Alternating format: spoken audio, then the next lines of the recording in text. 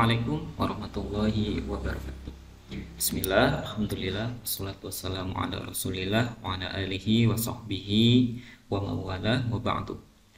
Para peserta dan para pemirsa yang dirahmati oleh Allah Subhanahu wa taala, kali ini insya Allah kita akan melanjutkan di bagian yang ketiga dari series kajian fikih khusus bab puasa yang nanti disertai pembahasan nahwu dan shorof, diambil dari kitab matan Al-Ghoyah wa Taqrib.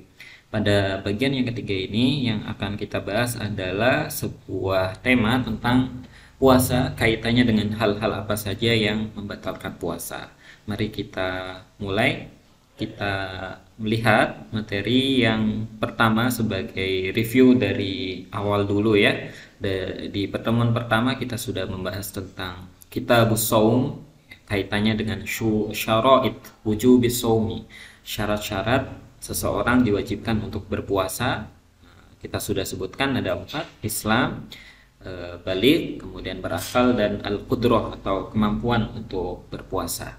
Sedangkan di pertemuan yang kedua kemarin kita sudah membahas tentang faraidus shaum, artinya hal apa saja yang harus dilakukan oleh orang yang berpuasa. Yang pertama harus diawali dengan niat. Kemudian ada al-imsak, artinya menahan dari sesuatu yang diantaranya membatalkan puasa ya, seperti al-aqlu wasyurbu atau al-imsaku anil akli wasyurbi. Kemudian ada juga al-jima' ya, makan dan minum, kemudian bersenggama, kemudian yang terakhir adalah muntah secara disengaja atau ta'ammudul khai'i. Nah, ini adalah 4 hal yang disebut sebagai faraidus shaum di dalam kitab matan Al-Ghoyah wa Taqrib. Nah, untuk pertemuan kita yang ketiga hari ini pembahasannya tentang mayuftiru bihi as-shaimu, sesuatu yang membuat berbuka puasa atau dalam artian yang membatalkan puasa oleh as-shaimu, oleh orang yang berpuasa. Jadi hal apa saja yang membatalkan puasa seseorang yang sedang berpuasa ya. Nanti kita akan sebutkan, dan terlebih dahulu nanti kita akan bahas secara nahwu dan shorof setiap kalimat yang kita baca. Ya, kita baca secara umum dulu dan kita artikan tadi ya, mayuftiru bihi as-shaim, sesuatu yang membatalkan olehnya ya, dengan sesuatu ini membatalkan as-shaim ya, oleh orang yang berpuasa. Nah, walladzi yuftiru bihi as-shaimu, ini pembahasannya, sesuatu yang membatalkan orang berpuasa, asyaratu asya'a, ada 10 perkara. Nah, apa saja? Di sini disebutkan mawasola amdan ilal jaufi, sesuatu yang sampai amdan secara disengaja ke dalam rongga ya, yang ada di dalam tubuh. Nah, awir roksi atau masuk ke dalam kepala gitu ya, nanti ada penjelasannya. Wal huknatu fi ahadis sabilaini, ini yang berikutnya. Huknah itu disebut sebagai alat ataupun obat ya, yang khusus dimasukkan fi ahadis sabilaini, di dalam salah satu 2 jalan ya, artinya jalan depan dan jalan belakang, kubul dan dubur. Nah, ini salah satu juga yang membatalkan puasa. Selanjutnya ada wal qai'u amdan. Nah, ini ya, menyengaja muntah ya, atau muncah secara disengaja. Nah, ini ada salah satu ya yang membatalkan puasa. Wal wata'u amdan, dan juga berjima atau bersenggama secara sengaja juga. Fil farji. Nah, ini ada catatan di dalam farj atau vagina seperti itu ya. Wal inzalu an mubasyaratin. Nah, berikutnya ada inzal. Inzal itu artinya mengeluarkan sperma atau mani begitu ya, an mubasyarah, dengan cara disengaja. Nah, maknanya seperti itu. Berikutnya ada wal khaidu wan nifasu, haid dan juga nifas. Ada lagi wal jununu, dan gila ya, ini juga membatalkan puasa. Berikutnya ada wal idma kullal yaum. Nah, idma ini artinya pingsan sepanjang hari, setiap full ya, 1 hari full. Nah, kemudian dia dalam keadaan pingsan misalkan ya, dari subuh sampai maghrib, nah, itu juga membatalkan puasa. Berikutnya wariddatu. Nah, riddah ini artinya murtad ya. Nauzubillah. Oke, ini pembahasan secara umum sudah kita baca, sudah kita artikan. Kalau kita bahas secara nahwu dan shorof, kita akan coba membahas satu persatu kalimatnya ya, kedudukannya secara umum seperti apa. Kalau kita bahas secara nahwu dan sorof, hadza di sini kedudukannya sebagai ismul isyarah mubtada ya, tapi tidak nampak di awal kalimat ini karena dibuang ya. Hadza ma. Nah, ma di sini statusnya sebagai khobar. Jadi ini adalah sesuatu yang menjadi batal ya. Yuftiru. Nah, ini sebuah fiil atau kata kerja, fiilnya fiil mudhari, bihi ada huruf jar ya, kalimat di depannya tentunya majrur. Kalau ada jar pasti ada majrur. Nah, ini majrurnya berupa domir ya, bihi. Nah, fa'il dari yuftiru, siapa yang batal? Yang menjadi batal adalah fa'ilnya adalah as-shaimu, yaitu orang yang berpuasa. Kalau kita artikan ya, ini adalah sesuatu atau hal-hal yang menjadi batal olehnya siapa? Nah, yang menjadi batal adalah orang yang berpuasa, seperti itu. Nah, itu judul pembahasannya. Kemudian kita masuk ke pembahasan walladzi yuftiru bihi as-shaimu asyaratu asya. Statusnya adalah wa di depan sebagai wawul istinaf, wawu yang ada di awal kata ya atau awal pembahasan, namanya wawul istinaf. Alladzi yuftiru bihi as-shaimu asyaratu asya. Nah, alladzi di sini disebut sebagai isim mausul dan posisinya sebagai mubtada karena dia adalah kalimat yang akan dijelaskan, yang ya yang membatalkan. Yuftiru fi'il mudhari sama seperti yang di atas, bihi al jar wal majrur, as-shaim juga sama seperti di atas sebagai fa'il. Nah, khobarnya mana? Karena kalau ada mubtada harus ada khobarnya ya, seperti di sini mubtada harus ada khobarnya. Nah, alladzi yuftiru bihi as-shaimu, sesuatu yang membatalkan orang yang berpuasa, itu ternyata penjelasannya adalah asyaratu asya, sehingga kalimat asyaratu di sini sebagai khobar dari mubtada alladzi gitu ya. Nah, asyaratu asya'a ini kan sebuah susunan. Nah, susunannya disebut susunan idhofah karena asyaratu sebagai mudhof, asya'a sebagai mudhofun ilai ya. Tapi karena dia ghairu munsharif, jadi sekalipun mudhof ilai tetap dibaca dengan fathah, tidak boleh dengan kasrah. Asyaratu asya'a. Nah, ini susunan dari penggalan kalimat yang pertama. Nah, selanjutnya 10 perkara ini dijelaskan satu persatu. Sehingga pertama di sini adalah ma wasola amdan ilal jaufi. Nah, ma di sini tentu sebagai isim mausul karena ma di sini artinya sesuatu gitu ya. Itu disebutnya sebagai ismul mausul. Nah, statusnya sebagai badal. Kenapa badal? Karena dia menjelaskan kalimat yang sebelumnya. Asyaratu asya. Asyaratu asya'anya itu apa saja gitu kan. Nah, ternyata dijelaskan satu ma wasola dan ilal jaufi. Nah, sehingga kalimat di permulaan ini ma wasola dan seterusnya sebagai badal ya, khususnya kalimat ma itu sendiri. Nah, badal dari kalimat asyaratu asya'a ya. Kemudian wasola, sesuatu yang wasola itu artinya sampai. Nah, ini fiilnya fiil madhi wasola ya. Kemudian nah di sini ada amdan. Amdan ini disebut sebagai hal dan i'rabnya jelas kalau hal itu selalu dibaca nasab sehingga dibacanya amdan. Nah, karena kalimat amdan ini menjelaskan kalimat wasola ya. Yang sampainya bagaimana? Harus amdan, harus secara ya, artinya secara disengaja, hal keadaannya secara disengaja. Nah, sesuatu yang sampai secara sengaja ilal jaufi. Nah, ini jelas menjadi al jar wal majrur, ila jar al jaufi majrur ya. Sesuatu yang sampai secara sengaja ke dalam rongga ya, rongga tubuh kita. Nanti ada penjelasannya rongga mana saja yang bisa membatalkan puasa begitu ya. Nanti ada kita jelaskan di slide berikutnya. Au, nah ini au artinya atau gitu ya. Kalau tidak masuk ke rongga badan ya rongga yang ada di kepala gitu. Awir roksi ya, al jaufi awir roksi. Nah, au di sini sebagai huruf atof ya, karena kalimat roksi ini dima'tufkan ya, disamakan dengan al-jauf, al-jaufi war roksi ya, atau awir roksi. Nah, ini sama, harus dibaca kasroh karena dihubungkan dengan huruf atof. Huruf atofnya berupa au ya. Nah, nanti huruf atof itu yang sering kita temukan menggunakan wa ya, seperti yang ada di sini, tapi kadang juga bisa menggunakan au karena ada beberapa versi huruf atof, ada yang au, ada yang wa, ada yang huma dan lain sebagainya ya. Tapi yang jelas huruf atof ini menghubungkan, menyamakan harokat kalimat yang setelah dan sebelum ar-ro'si al-jawfi, karena ini kedudukannya sama ya, sesuatu yang sampai dengan sengaja ke rongga badan dan juga rongga yang ada di kepala atau ya sampai ke dalam kepala seperti itu ya. Ini al-jawfi war-ro'si. Kemudian ada ar-ro'sinya tadi sehingga disebut ma'tuf ya, karena setelah huruf ataf pasti ma'tuf. Selanjutnya ada kalimat wa. Nah, wa di sini sebagai harful atfi ya, huruf ataf. Tapi di sini uniknya kalimat yang ada setelah wa yaitu al-huknatu ini jelas ma'tuf.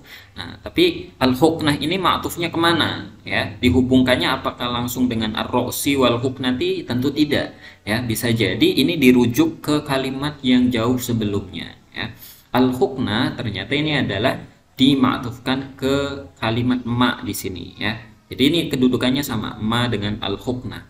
Kan nanti dijelaskan ya, 10 perkara apa saja. Perkara yang pertama adalah ma wasola, sesuatu yang sampai. Nah, ini penjelasannya. Kemudian yang kedua, nah ini kan al-huknah ya. Huknah ini kedudukannya sama dengan ma. Nah, ma ini statusnya tadi apa? Statusnya sebagai badal. Badal dari kalimat apa? Dari kalimat asyorotu ya. Sehingga kalau badal kan harus mengikuti ya.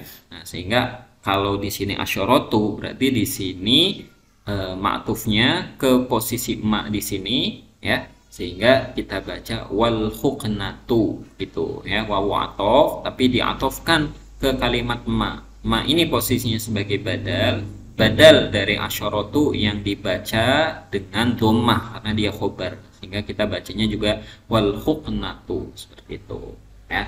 Nah, huknah tadi artinya obat yang dimasukkan ya, obat khusus. Fi ahadi as-sabilaini, fi ahadi jelas ini sebagai jar dan majrur ya, ada huruf jar ya, fi ahadi sehingga kita baca kasroh. Nah, tapi ini dihubungkan dengan kalimat yang ada di depannya sehingga al ahadi di sini statusnya sebagai mudhof, as-sabilaini sebagai mudhofun ilai, seperti itu ya, di salah satu dua jalan tadi ya, jalan kubul ataupun dubur seperti itu.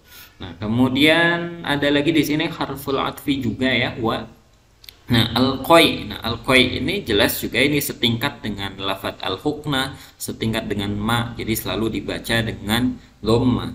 Wal huknatu wal qai'u ya, bacanya seperti itu. Kemudian amdan juga sama, i'rabnya sebagai hal amdan karena ini sebagai kondisi ya, sesuatu yang masuk ke dalam rongga ataupun apa namanya muntah, itu juga disengaja yang membatalkan. Artinya kalau tidak disengaja ya tidak membatalkan.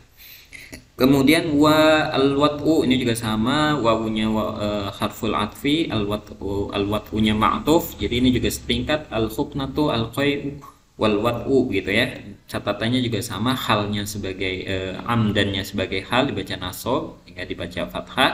Fil farji ya, ini juga jar dan majrur. Kemudian kita masuk lagi ke wa juga sama harful atfi. Al inzalu ini juga sama, lagi-lagi dima'tufkan setingkat dengan al hukna, al qai'u, al wat'u gitu ya.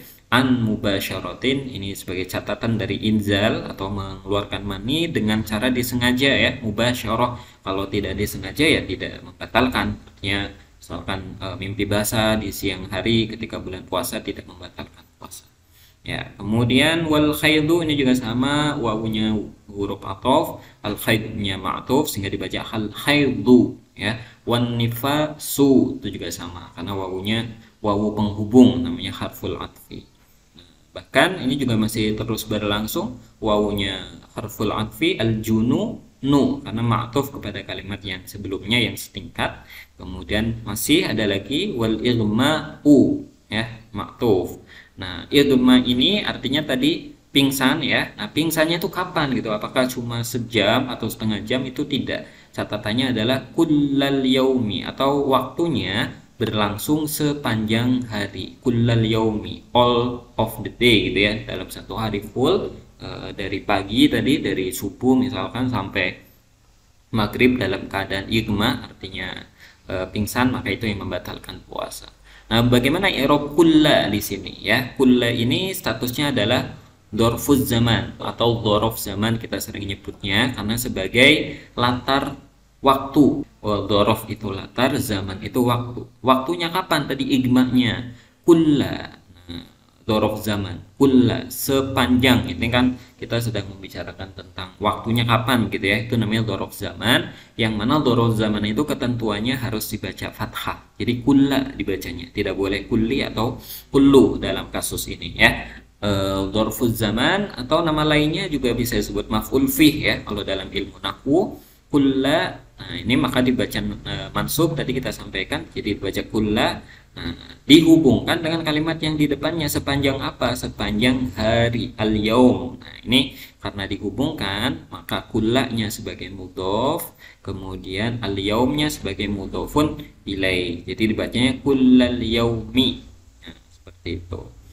Terakhir, wa di sini ada, kita kembali lagi ada huruf athof. Dan kalimat ar-riddah kita cari levelnya level mana ini. Riddah itu setingkat atau selevel dengan ihma, dengan haid, dengan nifas, dengan inzal dan seterusnya, sehingga kita bacanya wariddatu ya, seperti itu.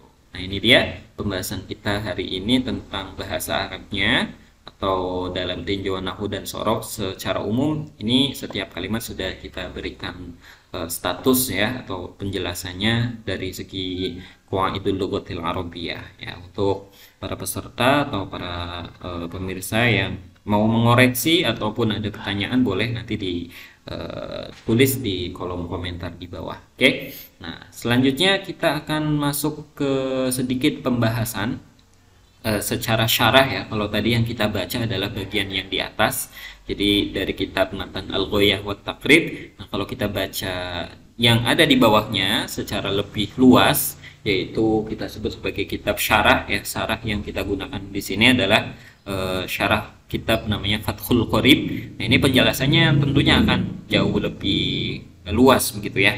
Jadi kita mulai dari sini, walladzi yuftiru bihi as-shaimu asyratu asya'a. Ini harusnya dibaca asya'a ya, tapi karena kesalahan dari ya Banarbin atau pentahqiq kitabnya, atau mereka punya dalil tersendiri kenapa dibaca asya'in, tapi kalau kita di sini lebih cenderung dibaca asya'a ya. Nah, dia sebagai mudhof ilaih, tapi posisinya sebagai isim ghairu munsharif, tidak boleh pakai tanwin, tidak boleh pakai kasroh, jadi asya'a. Nah, kita tidak akan baca seluruhnya karena tadi kita juga sudah selain mengartikan, kita juga sedikit menjelaskan ya.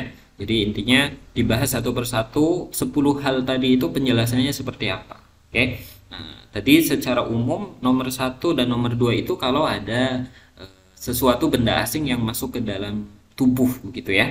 Nah, masuknya secara disengaja maka itu membatalkan puasa. Nah, nanti kita jelaskan secara lebih simpel di slide yang terakhir ya. Lobangnya apa saja sebetulnya yang membatalkan puasa? Apakah hanya mulut saja, hidung, atau bagaimana? Nanti kita lihat di penjelasan berikutnya. Nah, ini secara umum sudah kita pahami.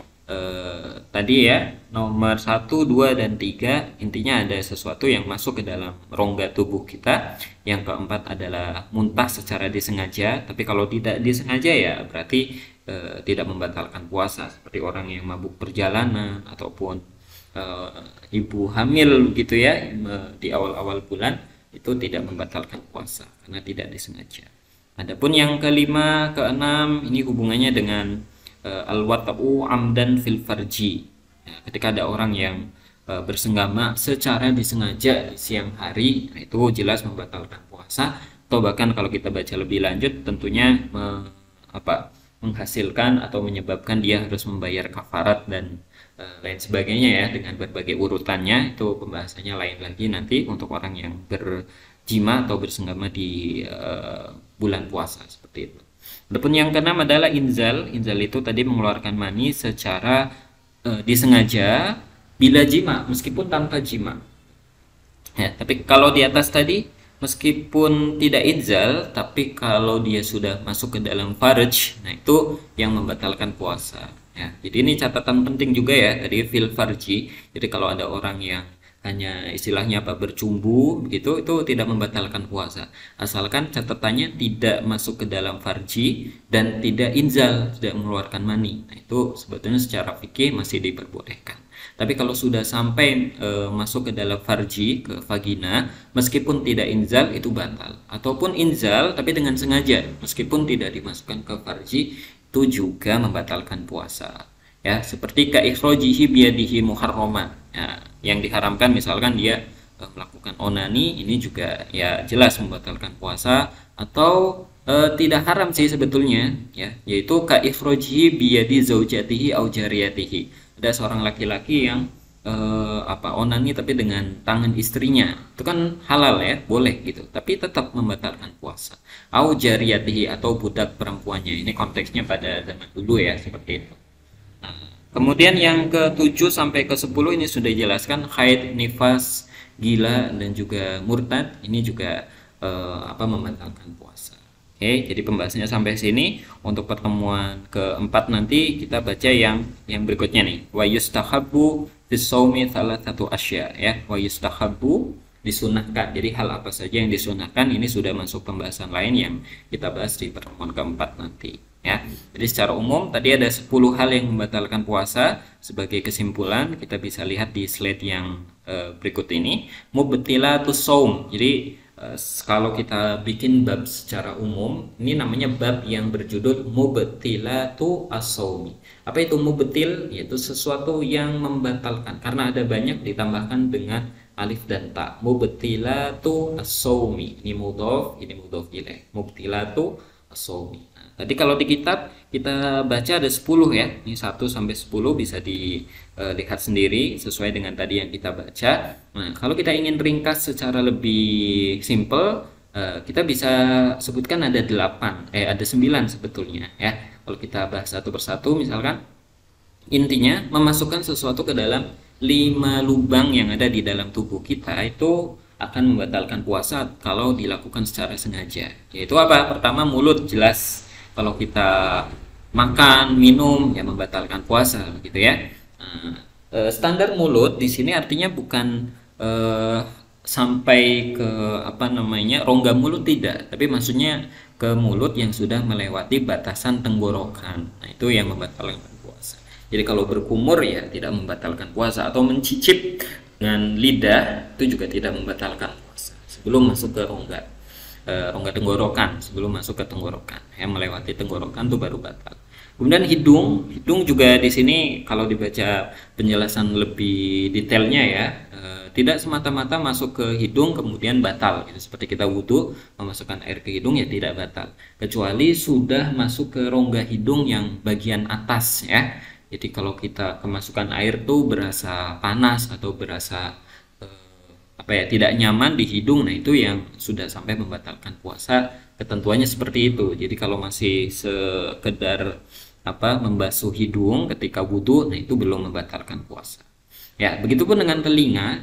Jadi telinga tidak kita memasukkan jari tangan ke telinga selagi ya lubangnya masih bisa, jaraknya terjangkau oleh jari telunjuk kita, itu masih belum membatalkan puasa. Tapi kalau sudah menggunakan cotton bud ya, sudah sampai masuk ke dalam, melewati batasan jarak lubang yang bisa dijangkau oleh jari tangan, nah itu yang membatalkan puasa. Jadi hati-hati gitu. Ya, kemudian 2 jalan di bawah artinya tadi ya ahadits sabila ini ya, 2 jalan depan atau jalan belakang kalau dimasukkan obat, kalau dimasukkan ya semacam obat tertentu lah yang dibutuhkan, itu membatalkan puasa. Oke, nah ini yang pertama. Adapun yang kedua tadi muntah dengan sengaja, saya rasa sudah cukup jelas. Bersenggama walaupun tanpa mengeluarkan mani, bersenggama masuk standarnya adalah tadi kalau sudah sampai masuk ke dalam vagina ya, itu juga membatalkan puasa. Nomor 4, keluar mani meskipun tanpa senggama, ini salah satunya saja, itu sudah membatalkan puasa. Kemudian nomor 5 ada haid, ada nifas, melahirkan, ini juga ya, melahirkan itu akan membatalkan puasa, baik yang dilahirkan adalah bayi yang sudah utuh ataupun yang keguguran, itu juga membatalkan puasa. Nomor 8 tadi ada hilang akal, nomor 9 ada murtad. Nah, ini hal-hal yang membatalkan puasa. Nah, hilang akal tuh ketentuannya ada berbagai macam kasus ya sebetulnya. Misalkan tidur, ya tidur itu membatalkan puasa atau tidak? Padahal hilang akal. Nah, itu tidak semua hilang akal langsung membatalkan puasa. Ya, kalau tidur itu tidak membatalkan puasa. Oke, nah kecuali tadi pingsan. Nah, pingsannya pun kalau sepanjang hari pingsan gitu, ya. Jadi subuh sampai maghrib pingsan, nah itu membatalkan puasa. Ada lagi kasus ketika hilang akal karena gila. Nah, gila ini membatalkan puasa meskipun hanya sebentar, di setengah jam atau 1 jam di siang hari ya, ketika berpuasa kemudian kambuh penyakit gilanya misalkan seperti itu, nah itu membatalkan puasa. Tapi kalau pingsan, kalau cuma sebentar ya tidak batal, kecuali tadi lama ya, full kullan yaum dari subuh sampai maghrib, dari awal sampai akhir puasa pingsan terus ya itu baru puasanya tidak sah. Tapi kalau tidur ya nggak batal ya. Ada orang tidur dari sehabis terawih sehabis apa namanya sahur sampai maghrib tidur terus ya itu tidak batal, hanya saja ya jelas berdosa karena meninggalkan subuh, meninggalkan duhur, asar, itu dosa yang lain, tapi puasanya masih tetap sah. Seperti itu ya. Oke, jadi ini pembahasan kita yang ketiga tentang hal apa saja yang membatalkan puasa. Semoga bermanfaat. Kalau nanti ada pertanyaan atau hal yang perlu didiskusikan boleh tulis di kolom komentar. Nanti kita bahas pada kesempatan yang berikutnya. Demikian untuk pertemuan kali ini. Mari kita akhiri. Wallahu a'lam bishawab. Wassalamualaikum warahmatullahi wabarakatuh.